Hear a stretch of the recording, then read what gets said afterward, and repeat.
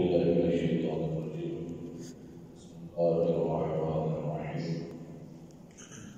الحمد لله رب العالمين، الصلاة والسلام على رسوله الكريم وآله الطيبين الطاهرين المعصومين ولعنة الله على أعدائهم أجمعين. أما بعد، قال الله تعالى في كتابه الحكيم: أعوذ بالله من الشيطان الرجيم. بسم الله الرحمن الرحيم. يذكر من يخشى فإنما يخشى الله من عباده العلماء. ہماری گفتگو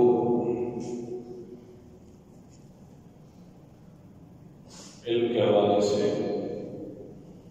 ہوگی. آج ہمارے کائنات کے اندر کامیاب جو انسان ہے، کامیاب ترین انسان وہ کون ہے؟ تو کائنات میں کامیابی کا جو سب سے پہلا زینہ ہے وہ علم ہے. اسی علم کے لیے، علم کے حصول کے لیے پروردگار عالم نے ہم کو توفیق عطا کی کہ ہم یہاں اس ادارے میں آئے. چند آیات مجیدہ علم کی فضیلت کے متعلق آپ کے سامنے عرض کریں گے کہ پروردگار عالم کے نزدیک علم کی اہمیت کیا ہے، علم کی ضرورت کیا ہے. اسی علم کی تلاش کے لیے کائنات کا ہر ایک انسان کامیابی کا متلاشی ہے، لیکن کامیابی پروردگار عالم نے علم کے اندر رکھی ہے. انبیاء آئے تو انہوں نے بھی علم کی ضرورت پر زور دیا. اہل بیت علیہ السلام آئے، انہوں نے بھی علم کی ضرورت پر زور دیا. قرآن مجید کے اندر بارہا مقامات پر فقط علم کے حوالے سے اہمیت کو اجاگر کیا گیا. مثلا یعنی علم کی اہمیت کے لیے شاید یہ آیت مجیدہ ہی کافی ہے کہ قرآن مجید کی سب سے جو پہلی آیت نازل ہوئی ہے وہ علم کے حوالے سے ہے. مثلا قرآن مجید کے اندر ارشاد ہوا: اقرأ بسم ربک الذی خلق. پڑھنا کون پڑھتا ہے؟ جو علم حاصل کرتا ہے. جو علم کا حصول کے لیے جو علم حاصل کرنا چاہ رہا ہے، علم کے حصول کا ایک ذریعہ پڑھنا ہے.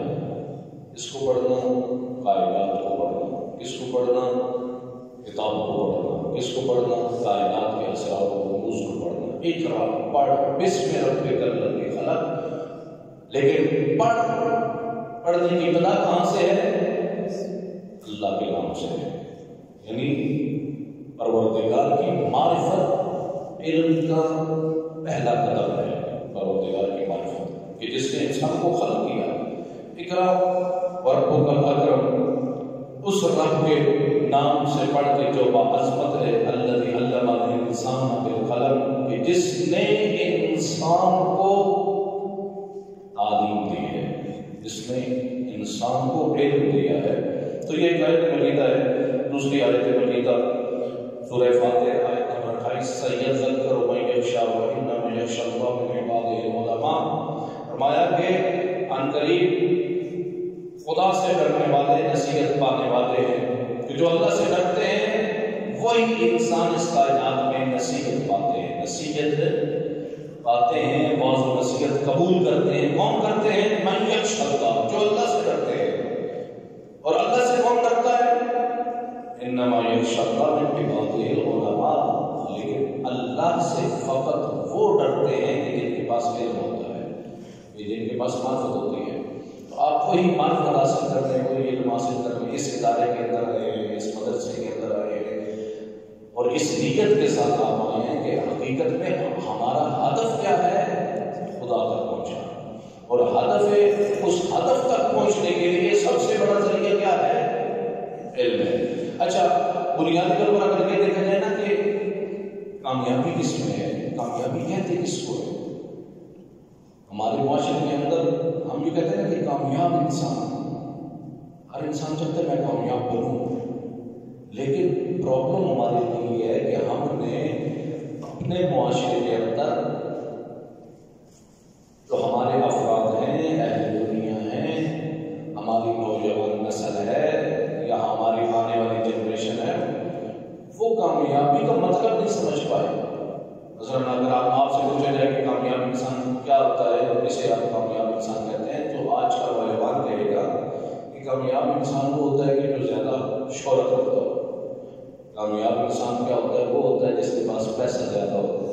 کامیاب انسان وہ ہوتا ہے کہ جس کے پاس نوکری اچھی ہو، اچھا نوکر ہو، اچھی نوکری کرنے والا ہو، تنخواہ اس کی اچھی ہو، ملازمت والا ہو، ملازمت پیشہ ہو۔ ہاں، یہ دنیا کے اعتبار سے ہے کامیابی، لیکن اصل کامیابی وہ ہے کہ جو پروردگار عالم نے بتائی کہ انسان کامیاب انسان کون ہے۔ کامیابی آپ وہ نہ دیکھیں کہ جو اہل دنیا کی نظر میں ہے۔ آپ کامیاب انسان تلاش کرنا چاہتے ہیں تو دیکھیں کہ خدا کے نزدیک کامیاب کون ہے، انبیاء کے نزدیک کامیاب انسان کون ہے، ائمہ اہل بیت کے نزدیک کامیاب انسان کون ہے۔ تو کامیاب انسان قرآن کی نظر میں، دین کی نظر میں، انبیاء کی نظر میں، ائمہ اہل بیت کی نظر میں کامیاب انسان کون ہے۔ کیوں ہم نے دیکھتے ہیں کہ قرآن کے نزدیک کامیاب کون ہے، انبیاء کے نزدیک کامیاب کون ہے، ائمہ کے نزدیک کامیاب کون ہے؟ کیوں دیکھتے ہیں؟ کیونکہ کائنات کے اسرار و رموز سے حقیقت میں واقف یہ ہستیاں ہیں۔ قرآن میں کائنات کے اسرار و رموز پروردگار عالم نے بتائے۔ کیوں؟ حقیقت میں علم کس کے پاس ہے؟ حقیقی عالم کون ہے؟ اللہ کی ذات ہے۔ اور اس پروردگار عالم کیوں حقیقی عالم ہے، کیوں کائنات کے اسرار و رموز سے حقیقت میں واقف ہے؟ اس طرح وہ واقف ہے، وہ بھی نہیں واقف، کیونکہ اس ذات نے اس کائنات کو خلق کیا ہے۔ اور جو بندہ خود بناتا ہے، چیز خود بناتا ہے، خود ایک چیز خود پروڈکٹ کرتا ہے، تو وہ زیادہ جانتا ہے کہ میں نے یہ چیز کیسے بنائی ہے، اس کو استعمال کیسے کرنا ہے، اس کو اچھے انداز میں کیسے رکھنا ہے۔ اس ذات نے کائنات کو خلق کیا، اس ذات نے انسان کو خلق کیا۔ اب وہی ذات جانتی ہے کہ اس انسان کی کامیابی کس چیز میں ہے۔ اب اس ذات نے وہ کامیابی کے اسرار و رموز قرآن میں بھی بتائے ہیں، اور انبیاء اور ائمہ اہل بیت علیہ السلام کو بھی وہ علم عطا کیا ہے۔ اس وجہ سے اب آپ نے کامیابی اگر دیکھنی ہے تو اہل دنیا کی نظر سے نہ دیکھیں، بلکہ دیکھیں کہ قرآن کیا کہتا ہے، انبیاء کیا کہتے ہیں، ائمہ اہل بیت کیا کہتے ہیں۔ تو کامیابی، قرآن کہتا ہے کہ کامیاب انسان وہ ہے کہ جو اپنے خدا کو راضی کر لے۔ ہدف ائمہ اہل بیت بھی فرماتے ہیں، انبیاء کرام بھی فرماتے ہیں، قرآن بھی یہی کہتا ہے۔ حتیٰ کہ قرآن اسی لیے نازل کیا گیا، ائمہ اہل بیت بھی اسی لیے نازل آئے ہیں ہدایت کے لیے، تاکہ انسان کو تعارف کروائیں کہ وہ ذات کیا ذات ہے، خدا کا تعارف کروائیں۔ حقیقی کامیابی کس میں ہے؟ پروردگار کو راضی کرنا ہے، خدا آپ سے راضی ہو جائے۔ اب وہ خدا راضی کیسے ہوگا؟ طریقہ کیا ہے؟ انسان اپنے خالق کو راضی کیسے کر سکے؟ فرمایا کہ اس کو راضی کرنے سے پہلے جو مرحلہ ہے وہ ہے کہ انسان خدا کو پہچانے تو صحیح۔ جس کو راضی کرنا ہے، جس کا انسان ممنون احسان ہے، جس کا شکریہ ادا کرنا ہے، اس کو پہلے پہچانے وہ ذات کیا ذات ہے، اس کی معرفت حاصل کرے۔ پھر علماء فرماتے ہیں کہ خدا کی معرفت حاصل کرنے سے پہلے جو قدم ہے کہ خدا کی معرفت اس وقت تک حاصل نہیں ہو سکتی جب تک انسان اپنے آپ کو نہیں پہچانتا، کائنات کو نہیں پہچانتا۔ اس لیے یہ ساری معرفت تب حاصل ہو سکتی ہے کہ جب ایک انسان علم حاصل کرے۔ معرفت علم ایک بنیادی قدم ہے انسان کی کامیابی کے لیے۔ پھر فرمایا کہ فقط نصیحت وہ حاصل کرنے والے کائنات کے اندر نصیحت فقط وہ حاصل کر سکتا ہے جو ڈرتا ہے نصیحت کون حاصل کر سکتا ہے؟ جو ڈرتا ہے. مثال کے طور پر آپ ادارے میں ہیں، آپ میں سے بات کون مانے گا؟ ادارے کی بات یا استاد کی بات یا ادارے کے قانون کے مطابق آپ میں سے عمل کون کرے گا؟ جو ڈرتا ہوگا. جو نہیں ڈرتا وہ نہیں مانے گا. کوئی بات نہیں ہے. جس کو ڈر ہے، کس بات کا ڈر ہے؟ اپنی بے عزتی کا ڈر ہے، اپنے والدین کی عزت کے حوالے سے ڈرتا ہے، اپنے معاشرے کے اندر اپنی عزت کے حوالے سے ڈرتا ہے کہ اگر ادارے سے نکالا جاؤں گا تو نتیجہ کیا ہوگا؟ میری کوئی عزت نہیں رہے گی. میں گھر چلا جاؤں گا، والدین کی نظر میں میری کوئی عزت نہیں ہوگی، والدین کے معاشرے میں کوئی عزت نہیں ہوگی. جب میں اس ادارے سے نکالا جاؤں گا، اگر یہ ڈرتا ہے تو وہ پھر قانون کے مطابق عمل کرے گا، وہ نصیحت حاصل کرے گا.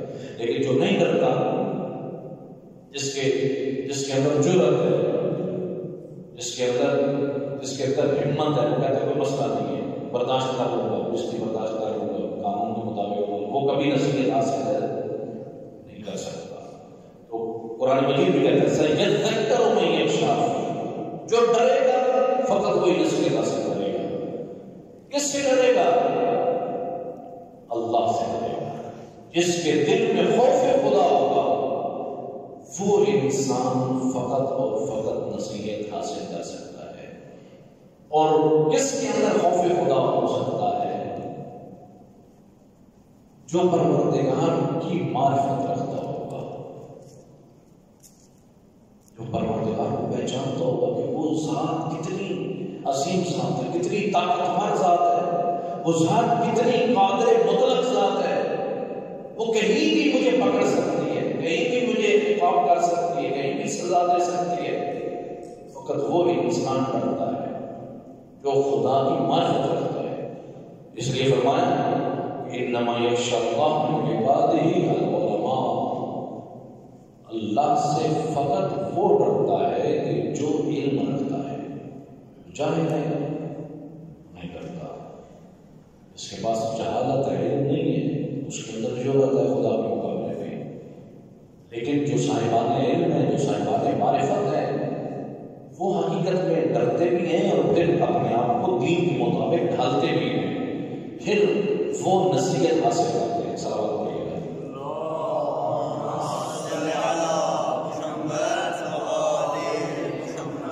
اس لیے فرمایا هل يستوي الذين يعلمون والذين لا يعلمون انما يتذكر اولو الالباب.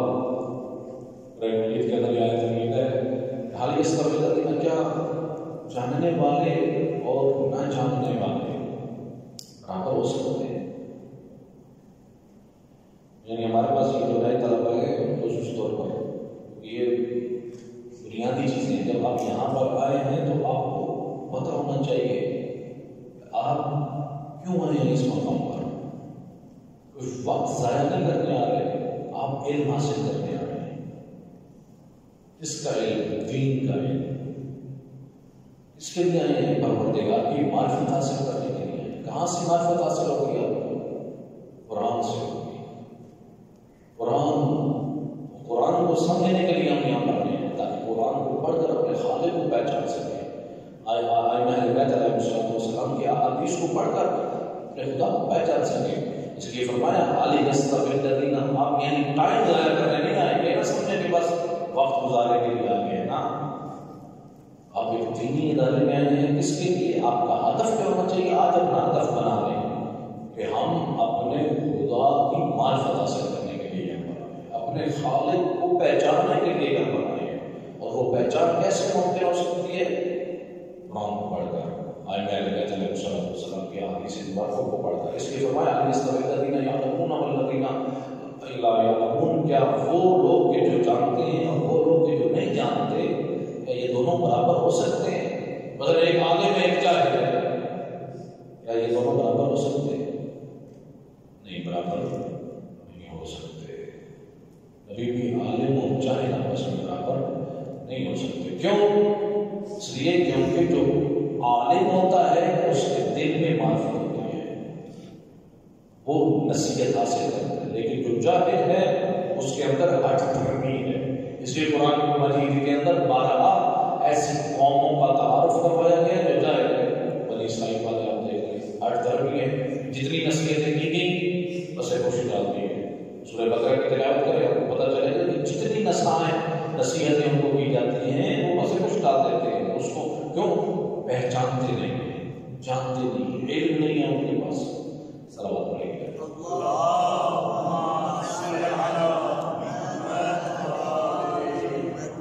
اس لیے فرمایا میں سورہ بقرہ آیت نمبر 269 میں یؤتی الحکمۃ فقد اوتی خیرا کثیرا، جس کو حکمت عطا کی گئی گویا کہ اس کو خیر کثیر عطا کی گئی، یعنی اس کو سب سے بہتر چیز عطا کی گئی، بھلائی عطا کی گئی، جس کو حکمت عطا کی گئی، یعنی اسے خیر کہا ہے، علم کو خیر کہا ہے۔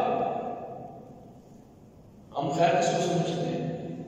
ہمارے معاشرے کے اندر آپ دیکھیں خیر ہم مال کو سمجھتے، دولت، بھائی وہ بندہ بڑی رقبے والا ہے، بڑی جاگیروں والا ہے، بڑے پیسے والا ہے، اس کو اللہ کی خیر ہے، خیر ہے نا۔ قرآن کی نظر میں خیر کیا ہے؟ علم ہے۔ من یؤتی الحکمہ فقد اوتی خیرا کثیرا، جس کو اللہ نے حکمت عطا کی ہے، جس کے پاس علم ہے، حقیقت میں اس کے پاس خیر کثیر ہے۔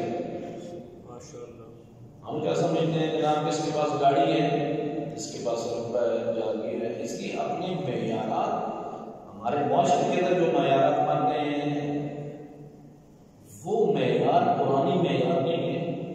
قرآن کی نظر میں کامیابی کیا ہے، اہل دنیا کی نظر میں کامیابی کیا ہے؟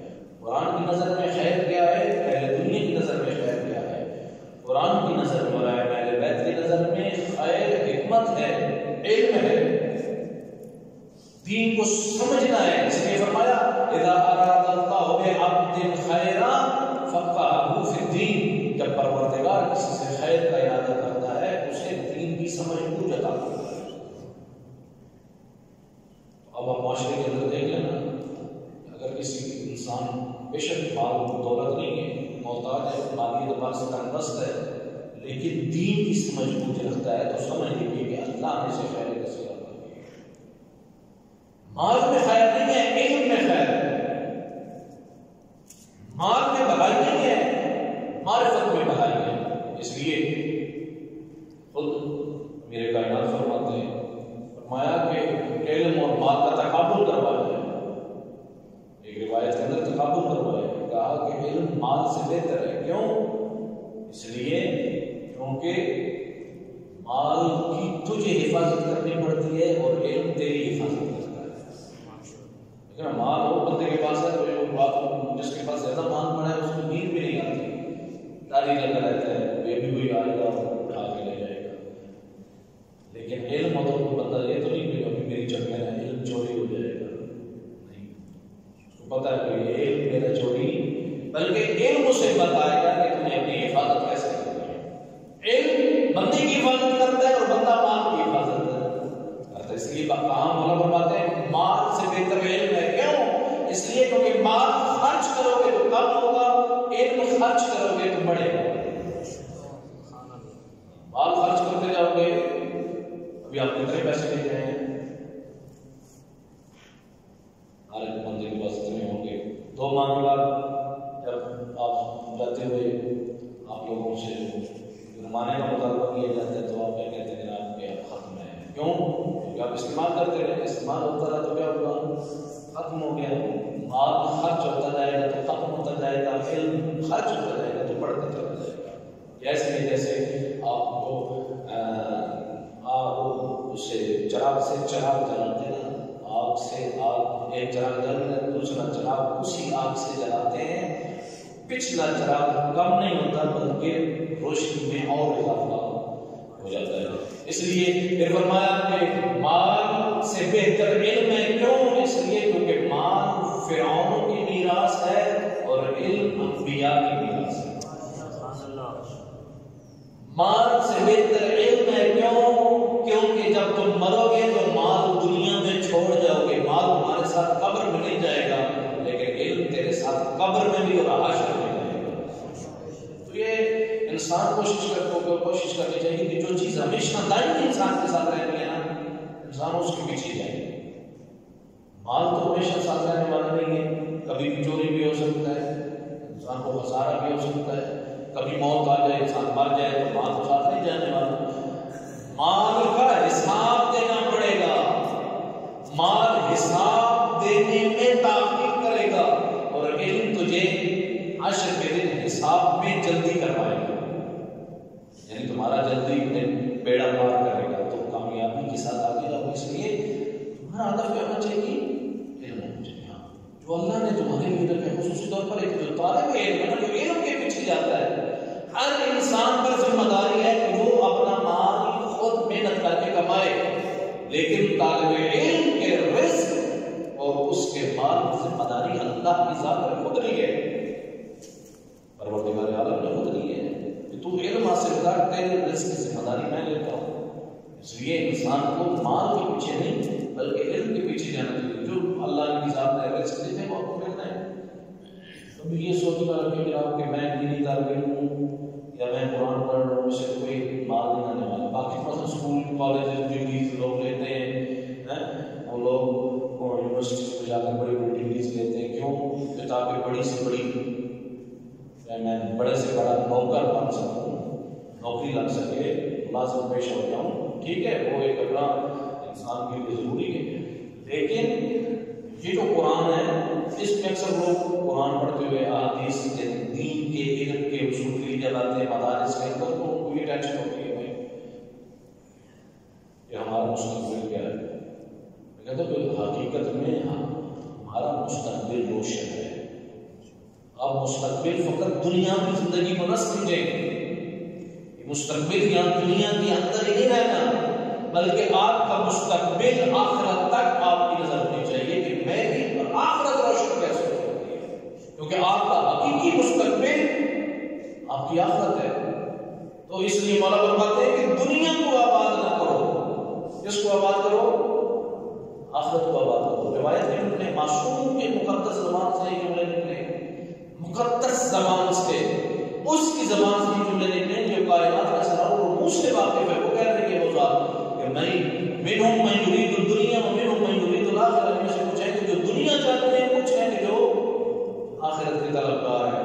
تو اہل دنیا دو قسم کے لوگ ہیں، جو دنیا کے طلبگار ہیں، کچھ ہیں کہ جو آخرت کے طلبگار ہیں. پھر فرماتے ہیں مولا فرماتے ہیں جو دنیا چاہتا ہے پروردگار اسے دنیا عطا کرتا ہے، اس کا آخرت میں کوئی حصہ نہیں ہے. لیکن جو آخرت کا طلبگار ہے، اللہ اسے دنیا بھی عطا کرتا ہے، اسے آخرت بھی عطا کرتا ہے. تو ہم کیوں نہ ایسا کام کریں کہ جو ہمیں دنیا بھی ملے، آخرت بھی مل جائے. دنیا دیکھیں نا، دنیا کی ذمہ داری، رزق کی ذمہ داری پروردگار نے تقسیم کر دی ہے. یار انسان کو مل نہیں، وہ انسان بھوک سے مرنے والا نہیں ہے. آپ کا ہم آخرت کو آباد کرنا ہے، اور آخرت کی کامیابی حقیقی کامیابی ہے.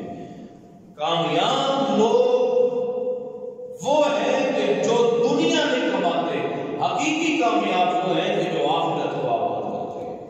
جن کی آخرت کامیاب ہے، قرآن کی نظر میں بھی وہی کامیاب ہے، اہل بیت کی نظر میں بھی وہی کامیاب ہے. اور وہی کامیابی حقیقت میں کامیاب تجارت بھی قرآن کی نظر میں، قرآن نے اسے اصطلاح استعمال کی ہے کہ یہ ایک نفع بخش تجارت. هل ادلکم علی تجارت تنجیکم، یا تمہیں ایسی تجارت نہ بتاؤں، ایسی تجارت جو تجھے نجات دے دے. قرآن کہتا ہے کون سی تجارت؟ اللہ پر ایمان لے آؤ، عمل صالح کرو اور راہ خدا میں جہاد کرو. یہ حقیقت میں کامیاب ترین تجارت ہے، اور یہ انسان کو کامیابی کی تک لے جاتی ہے. حقیقت میں انسان کو کامیاب انسان کی چیز پر ہوتی ہے. اس لیے ہمارا ہدف کامیابی کے لیے فقط دنیا کی تک نہیں ہونا چاہیے، بلکہ کامیابی حقیقی کامیابی آخرت کی کامیابی ہے. وصلی اللہ علیہ وسلم.